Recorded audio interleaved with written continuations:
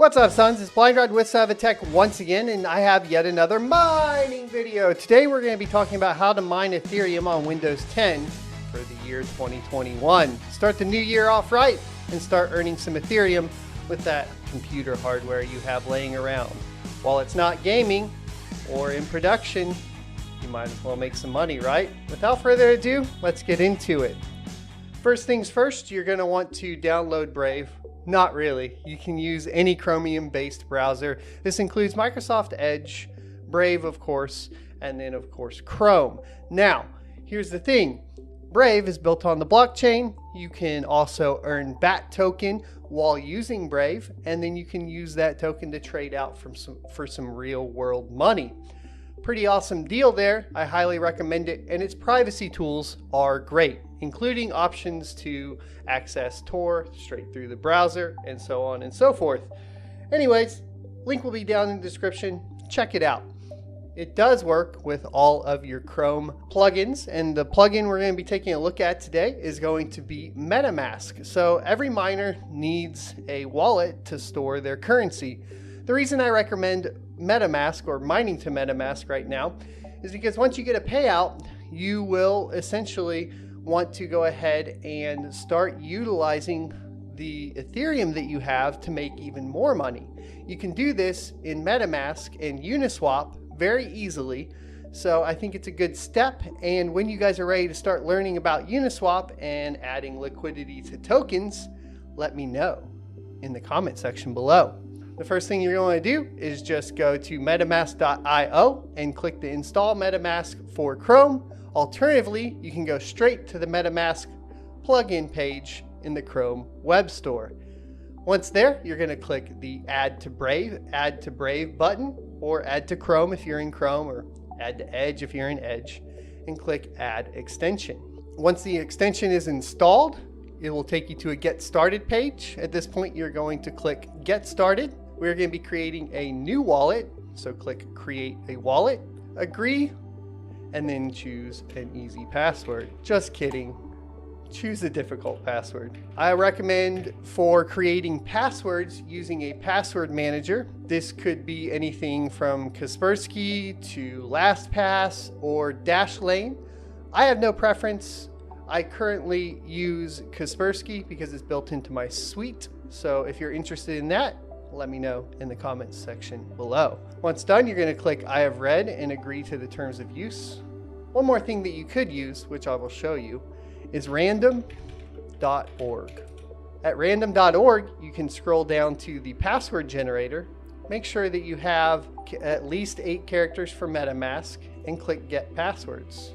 At this point, you'll be presented with a list of passwords, and this is an easy way and a free open source way without downloading any other software to generate random passwords.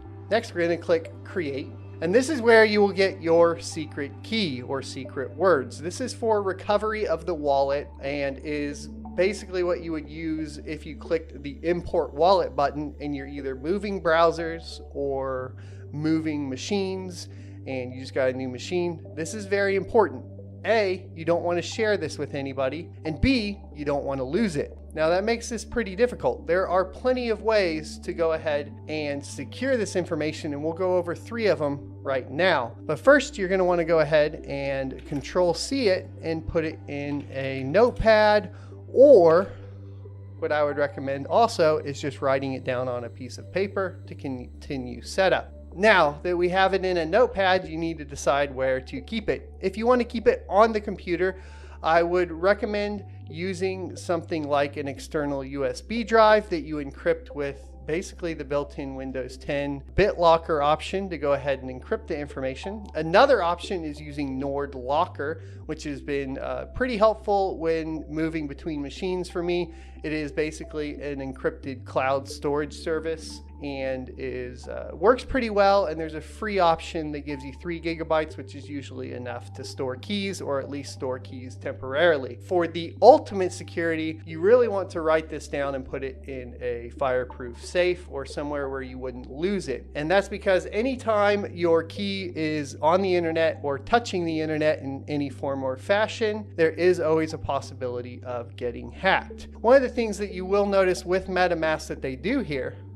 is when you're recovering, you don't actually type the words out. The reasoning for this is to prevent people from gaining your information through software known as keyloggers. So to confirm the secret backup, you'll see we actually just click the buttons for the words. So we have river, and you want to do it in order: cupboard, knock, certain, hope, loud, melt, vehicle, cash, boss, head, and silver. So now that we've put them all in order, we're going to click confirm, and we can start using the MetaMask wallet. As I discussed earlier, token swapping is here, so you can swap directly in the MetaMask wallet, which makes it super duper easy. And this is all what people are starting to refer to as DeFi with Uniswap. DeFi stands for decentralized finance, and is just an additional way for miners to essentially make money off of the coins that they've mined. That's why I recommend using MetaMask. Your other options for wallets include exchanges. However, it's recommended you never mine to an exchange, as well as paper wallets and hardware wallets. All of those options are great, but for beginners, I think MetaMask is the way to go. So now that we have this, we're going to go ahead and click our account and copy it to clipboard and paste it in that notepad. That way we know this is the recovery key for this wallet. This is your public wallet address, and it's okay for the wallet address to be exposed to the outside world because it's how you accept and send payments. Will all be tied to this address. The next step is going to be downloading the miner.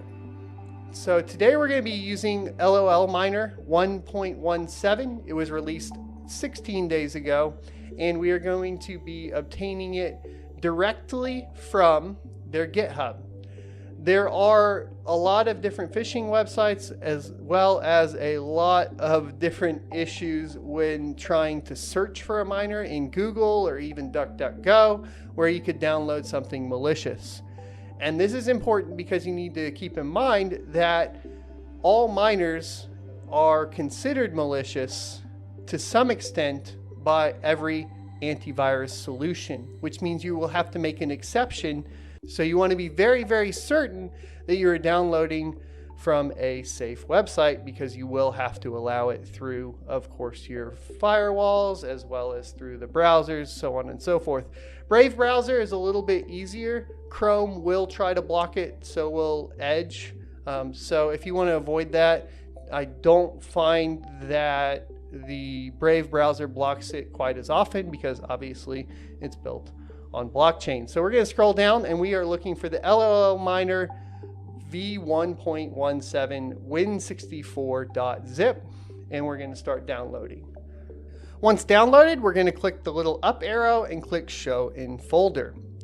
At this point, we can go ahead and extract it.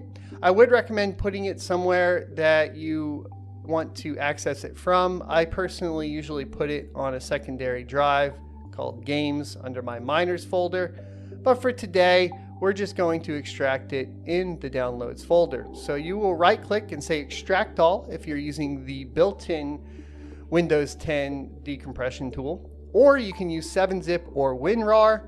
It's all up to you.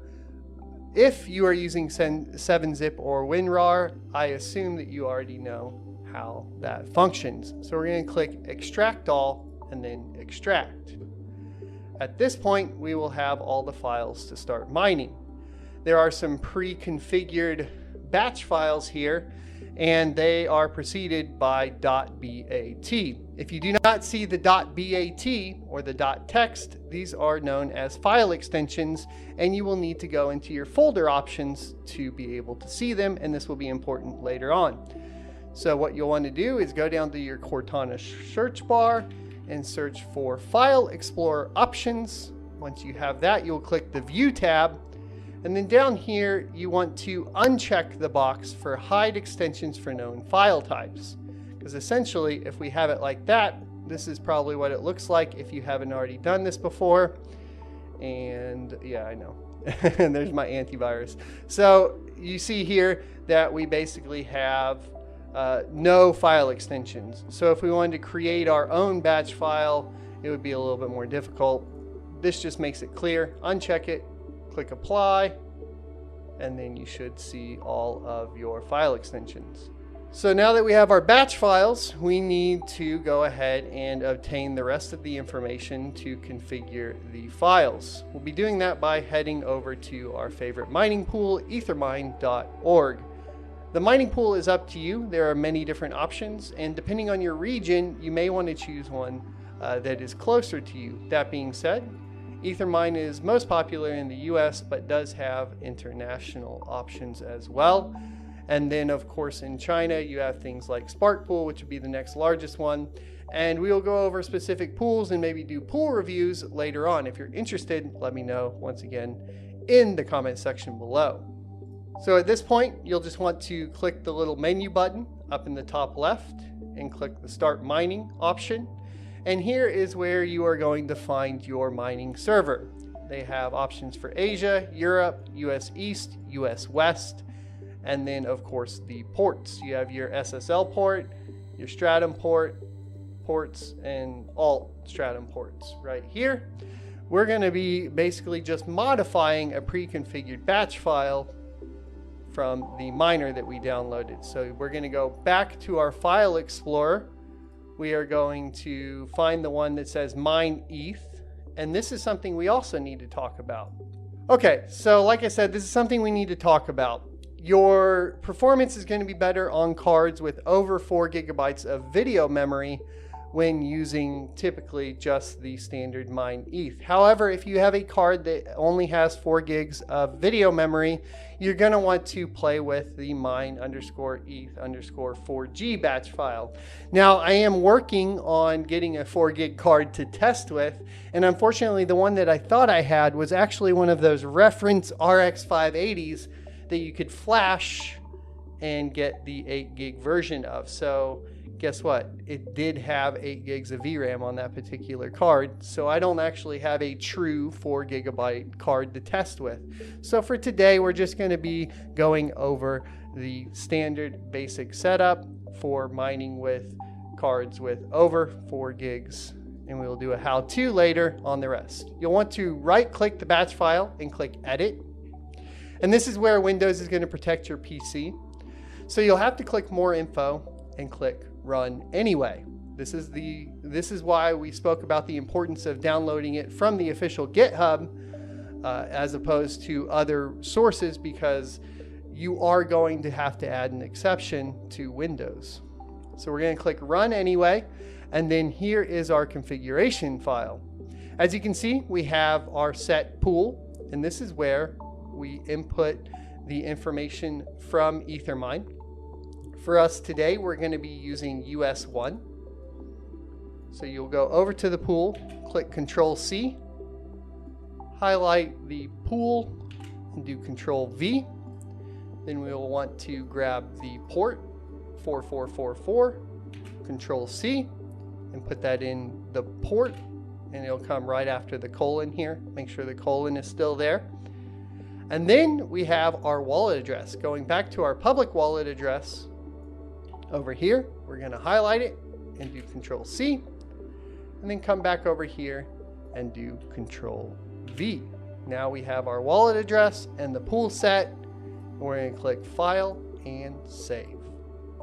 Once we've done that, we can go back to the folder and double click the batch file to start the miner.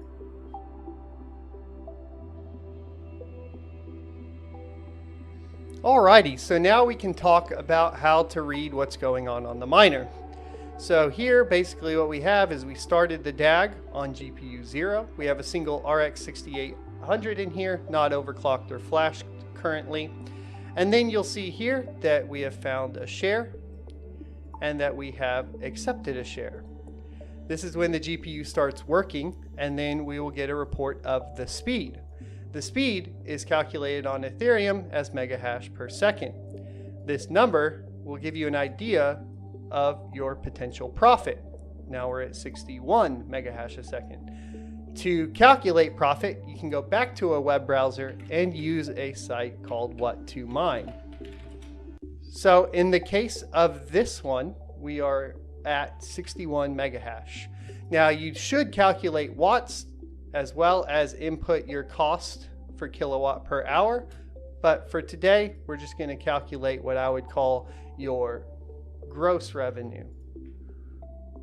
So we're going to click calculate and scroll down here, and you can see that a single RX 6800 makes $2.78 a day in revenue. So now that we have the miner running, we know what our projected revenue will be. We will let the miner run for a little bit, and then we will come back and make sure it is actually mining to the pool, and we'll go over how to read the pool. Okie dokie, so let's go over reading the pool. Head back over to ethermine.org. Make sure you go to the home tab and scroll down to find the option for to search your Ethereum miner address. Go back to the config that you created and right click and copy your wallet address. Go back to the Ethermine webpage and paste the address into the search tab and click search. At this point, you will be presented with your dashboard. The dashboard is going to have essentially all of the information that you need to understand to calculate your revenue and actual on-pool revenue and hash rate. Currently, it's only showing 5.2 because we just started mining. Up here, you will see workers active and inactive. So this is a good spot to take a look at if you have a mining rig down, or to see if you have a mining rig down. Next, you have your unpaid balance. And the unpaid balance is how much Ethereum is actually on the pool that you have earned. Once you hit your minimum payment threshold, that balance will be paid out to the MetaMask wallet that we talked about earlier. Over here, you have your estimated earnings, which will show you both daily, weekly, and monthly. Not both, but all daily, weekly, and monthly. And you can also convert it to what your earnings would be in BTC conversion and USD. As you can see here, estimated earnings monthly with 5 megahash is $7. This will change as that number rises. As you can see here, we have a reported hash rate of 60 megahash a second. Over time, these charts will fill out and you will have an idea of when the miners are not working and working. It will also give you an amount of valid shares, workers, and stale shares. If you have stale shares, you might want to check your overclock. Or if you have, of course, invalid shares, you might want to check your overclock. Now, minimum payout you can change. Scroll back up to the dashboard, click the little down arrow, and you will have your settings tab. Under settings here, you will essentially type in an email address, and then you will type in your IP, and then set your payment threshold. For most people that are hobby mining or just starting out, you will want to set it to 0.05. Now, to find your IP address, you can use basically whatismyip.org or one of those various ones. Clearly, I will not be showing you guys that, even though we are on a VPN. You never know. So maybe my VPN connects to the same IP over and over again, blah, blah, blah. For safety, I will not show you guys what my IP is, but you would want to go to whatismyip.org. Link will be down in the description. You will type your IP into this box, and then you will click submit, and it will change your payment threshold to 0.05. What this means, back on the dashboard, is once your unpaid balance has hit 0.05 ETH, within the next 24 hours, it will pay out to your MetaMask wallet. So for your MetaMask wallet, you can go ahead and pin it to your plugins, and then you will click it, log in, and then you'll have the option to buy, send, or swap. Clearly, you'll want to be sending it out to an exchange or swapping it into another token. What I recommend is swapping it into another token and then using Uniswap to go ahead and add it to liquidity to earn some additional fees. This is not financial advice, it's just what I'm doing. Now, let's talk about actually getting your money out into dirty fiat.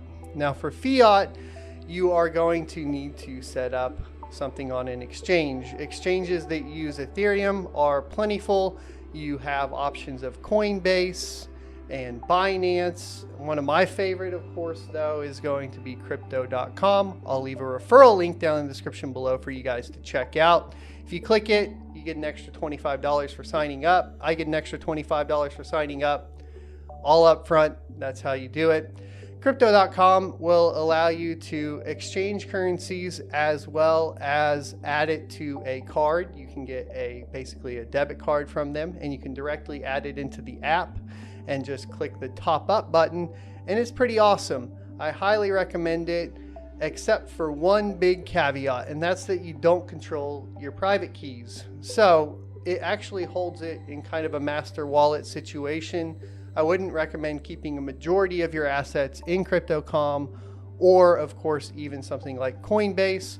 Personally, I would feel better with MetaMask, a hardware wallet, or, of course, an offline wallet all the way. So hardware wallet options are things like the Ledger and, of course, Trezor. We can cover those in another video, and let me know in the description below, out of all the videos we've mentioned, which would be most helpful for you. Thanks everybody for watching. I hope this video was helpful. If it was, leave a like, comment, and subscribe down below. And as always, I'll see you next Tuesday.